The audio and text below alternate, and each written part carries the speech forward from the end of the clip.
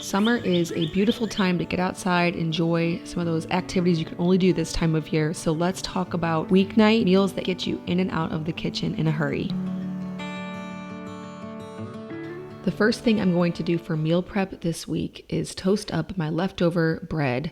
Anytime I have leftover sourdough bread, no matter what kind it is, it can even be biscuits or bagels, I cut it up, toast it, blend it, and make it into breadcrumbs for various things in the kitchen, whether it's to add to meatloafs, pasta dishes, or to coat a meat or a fish to fry it. Today I have some sandwich bread as well as a failed loaf. And when I say failed, it worked out good enough, but I over fermented a boule, my usual half whole wheat, half all-purpose boule. As the kitchen is getting warmer, I'm getting into the flow of less time for fermentation, just getting out of that swing of spring and winter where I could leave things for such a long time in the pantry. So this loaf here turned out pretty flat. Then I froze it because we were going out of town, so it's been over fermented and frozen, less than desirable bread to eat at this point, but perfect for breadcrumbs. Nothing goes to waste in this kitchen. Now I will use those for tomorrow's meal, but for today I'm going to get a chuck roast in my Instant Pot to saute on both sides to sear it and lock in those juices.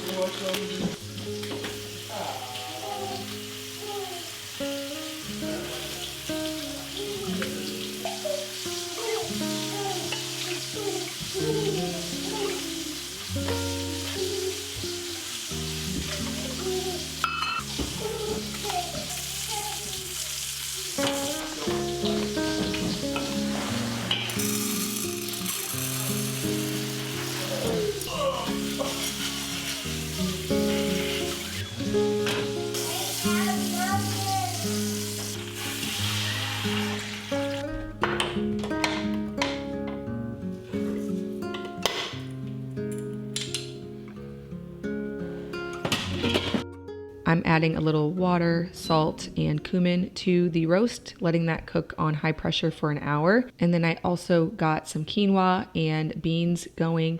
They're these smaller beans, so they cook really quickly. You don't have to pre-soak them, which is a very good thing to do for digestibility and all of that. But I don't often think of all of that. And so having something I can cook with short time before dinner is always nice to have on hand. Quinoa also cooks very quickly. We have cilantro in the garden, so with all of this and some toppings, very simple burrito bowls are in order.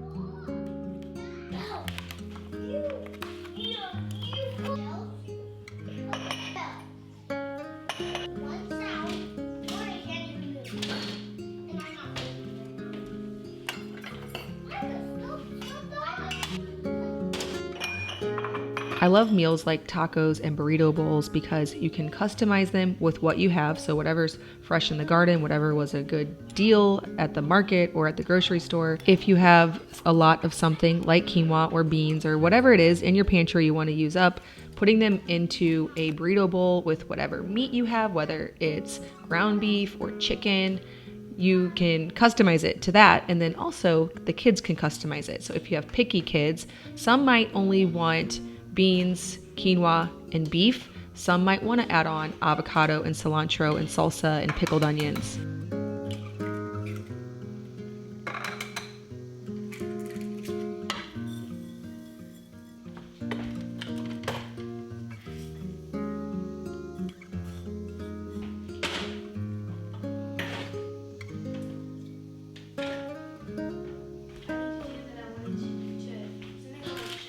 Tonight, I am using the breadcrumbs that I made. We had some fish in the freezer for a really long time. I had it from Thrive Market and I didn't use it up. We're not in the habit of using fish very much, but we do like it and I just need to get in the habit sometimes of making it. So for tonight, I am coating the fish first in an egg wash and then in some breadcrumbs with salt, frying it in lard. And I'm also going to make a lemon pasta for the side dish. This comes together quickly and easily. It's fresh and perfect for springtime and summer, and everybody really loves it.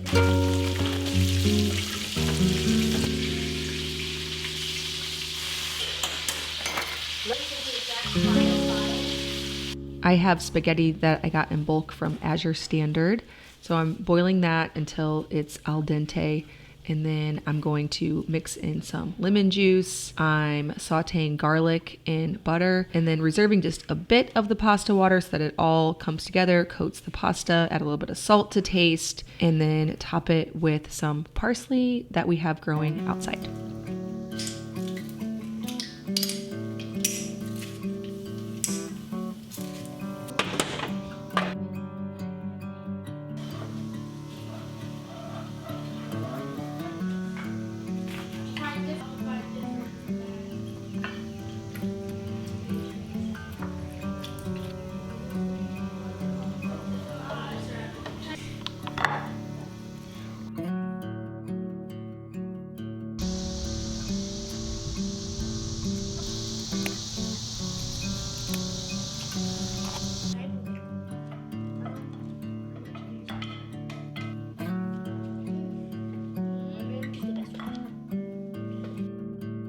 I added quite a bit of Parmesan cheese into the pasta. Then I'm also topping it with that and the parsley. I had my son shred the Parmesan cheese for me.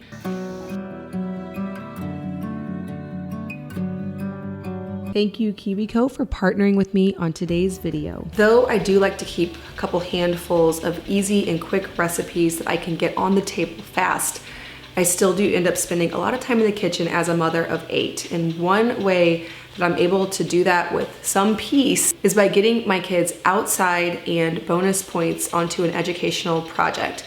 This time of year, I love setting them up on our outside table with their crate from KiwiCo. Say goodbye to boredom and build the best summer ever with the KiwiCo Summer Adventure Series, an at-home summer adventure that delivers themed expeditions for kids of all ages. Each expedition comes with 6 crates jam-packed with fun, hands-on projects, plus access to a library of cool videos, DIYs, and printables. Whether you choose weekly deliveries or get all 6 crates at once, KiwiCo guarantees a summer full of excitement and discovery. My oldest 2 children learned a lot and enjoyed completing everything from the electroluminescent sculptures to the crochet market bag and stenciled book holder and macrame planters. There's a wide range of education and skills to encounter throughout this summer. I love that with KiwiCo, everything comes in the crate so that you don't have to run out to the store and get things or collect things from around your house. Your child can take it and complete it with what is within the box. I also like that there are educational booklets that go along with each thing, so that way your child can learn the STEAM behind it: science, technology, engineering, art, and math, and dig deeper. I know for a lot of families, summer can be a challenge because you still have things to do around the house, but then the kids also, without the routine and schedule of school, can get bored and they need something productive to do, something that's also educational. KiwiCo does provide that with the crates, with the projects, and with the booklets that accompany them. KiwiCo is offering Farmhouse On Boom viewers $20 off your summer adventure series by using my link, kiwico.com/farmhousesummer, and my coupon code FARMHOUSE. It'll also be linked in the description box below. For bed tonight, I am getting some focaccia dough going. I'm doing half kamut flour and half all-purpose. Now, kamut does behave a little bit differently in recipes. That's why I'm doing half. Usually, that's what I do just to keep it safe, to know I'm gonna get what I expect. I'll just do the same recipe that I always do with half of something like einkorn or whole grain.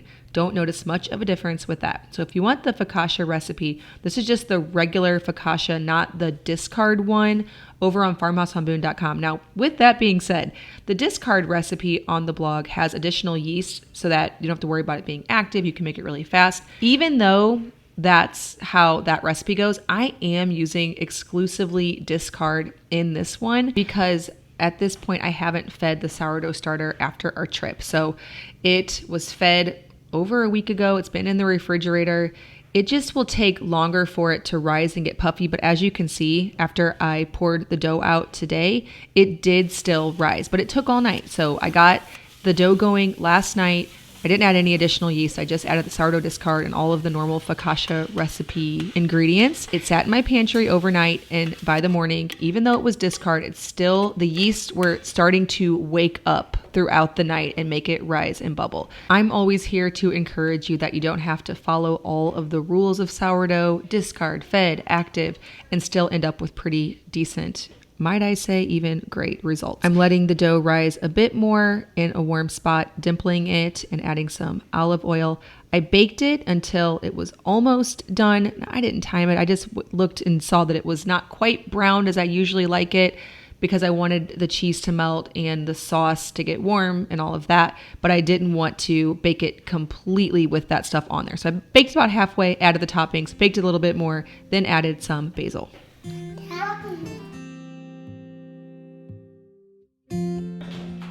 Tonight, we are having an impromptu gathering, party, whatever you want to call it, here at our home. A friend of ours is coming through town, and they're driving like a cross-country trip, and they asked if we'd want to meet up. I said, why don't you guys just come to our house? I think that'd be easier with all of the children. Plus, I could invite my sister and her family as well. So my go-to when a gathering like this happens, whether it's impromptu or it's planned ahead, either way, when we have a large amount of people, I do tacos. So very similar to the burrito bowls earlier. I like that you can customize it. Each person can put on the taco what they want, whether they want chicken or beef, guacamole, cheese, sour cream. If they're dairy free, they can avoid that and add onions and whatever, cilantro. I try to make a wide variety of toppings.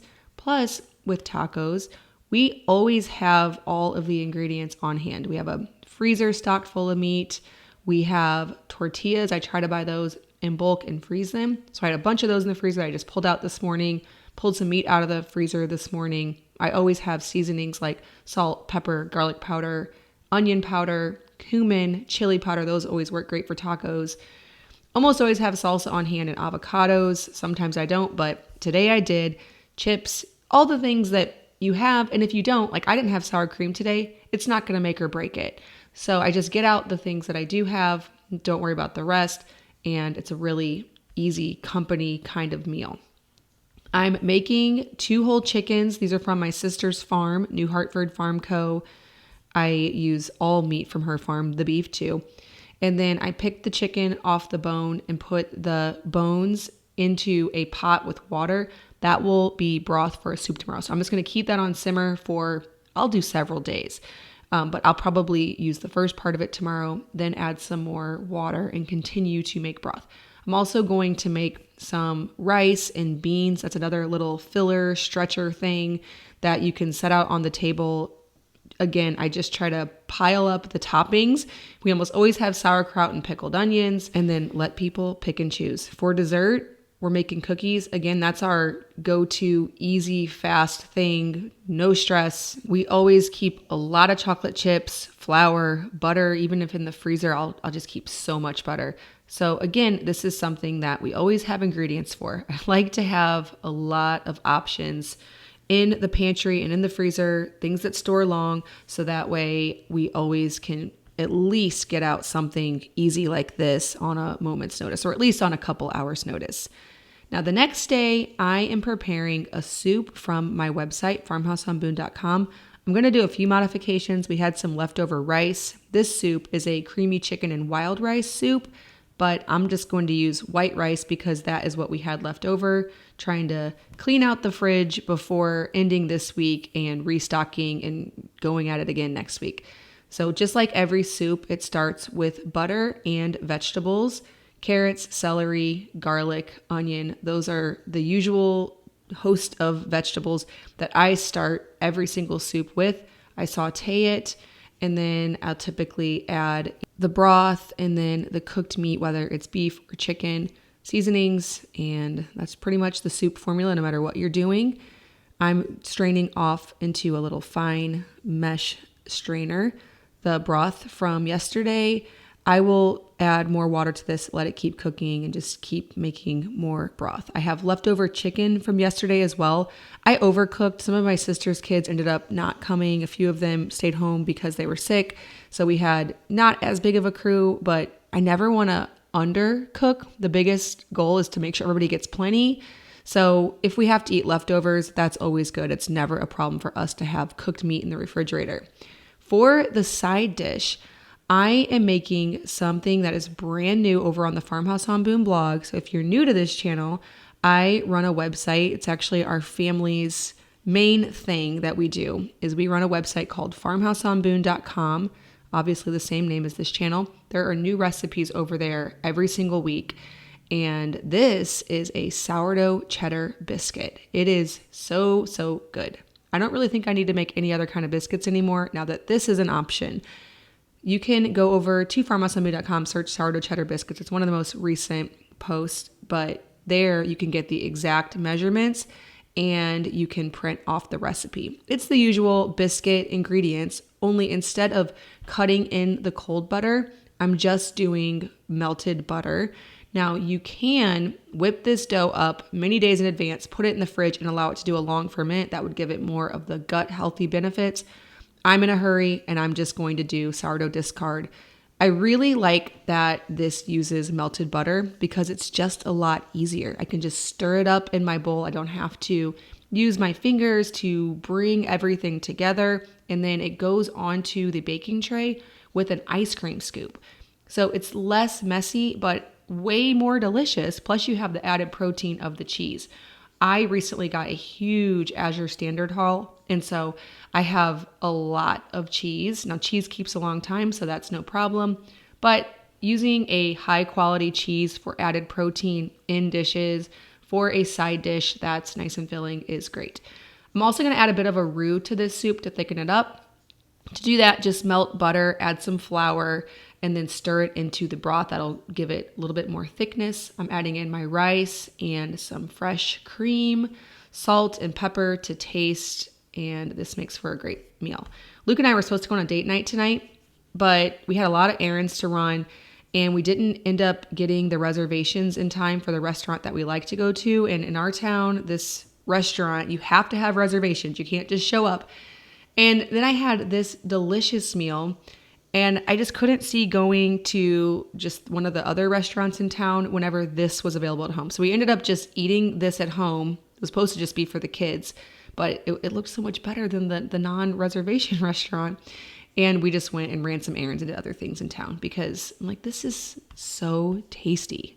I'm not going to go eat somewhere else right now unless I can get steak. Anyways, the next day I'm sharing one of my secret weapons. We'll call it my secret weapon whenever there is nothing planned out. I have nothing but some sourdough starter, some cheese, maybe various meats and bacon. And that's my sourdough cheddar waffles. It's a regular waffle recipe that just uses sourdough starter, salt, baking soda, eggs, and then you add in cheddar cheese. It makes them crispy and delicious and the perfect little vehicle to hold a sandwich together, whether you want to stuff in spring greens and herbs, whatever you have, but you don't have time to make bread. This is a summer sandwich for dinner or lunch, whatever you want to do.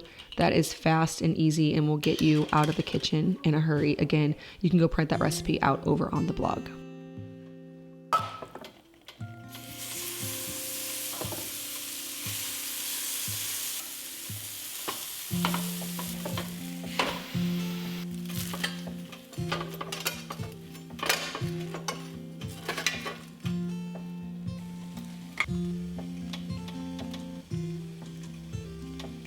Well, thank you so much for stopping by my farmhouse kitchen, friends. Hit that subscribe button and I will see you next week.